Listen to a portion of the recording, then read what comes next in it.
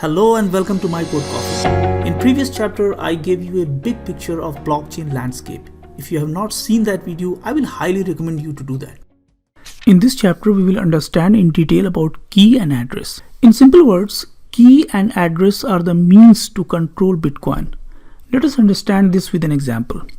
If Tom wants to transfer a Bitcoin to Harry, Tom will need to know the Bitcoin address of Harry. Once Tom transfers the Bitcoin to that address, Harry can spend it only if it has the key to spend that. We will come back to this example once again, but before that it is important to understand the relationship between key and address. Key is of two types, private key and public key. Private key is a secret key which you should not reveal to anyone.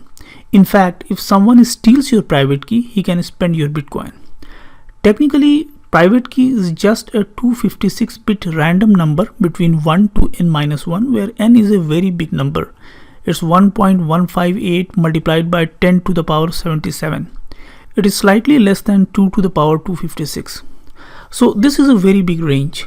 Now in this range, you need to select a 256-bit number and check that it is less than n-1. This becomes your private key. As you can see, this private key generation has nothing to do with Bitcoin network. This is a completely offline process. In fact, you never reveal private key to Bitcoin network. What you reveal is really the digital signature of your private key. Now let us come to the public key. Public key is generated with the help of private key. We apply elliptical curve cryptography to generate public key out of private key. We will talk about elliptical curve cryptography, multiplication and addition later, but for now understand that to generate a public key, you need private key as the input. Also understand that this is one-way cryptography, which means that you use private key to generate public key, but you cannot use public key to generate private key.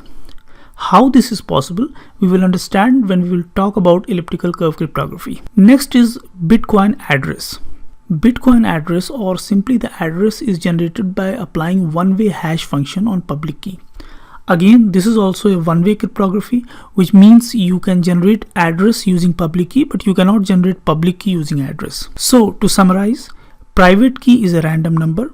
You apply elliptical curve cryptography on private key to generate public key, and then you apply hash function on public key to generate Bitcoin address.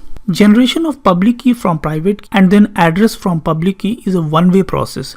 The reverse is not possible. Now let us come back to the example of transfer of Bitcoin from Tom to Harry. Harry will generate a public key and subsequently a Bitcoin address for himself.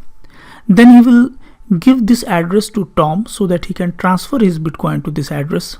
Once Bitcoin is transferred to this address, only Harry will be able to spend this coin. Because to spend a Bitcoin available for a particular address, you need the public key from which this address was created and the digital signature of the private key from which the public key was created. Now, since only Harry has the private key and public key for this address, so obviously only he can spend this money. Now you heard the term digital signature.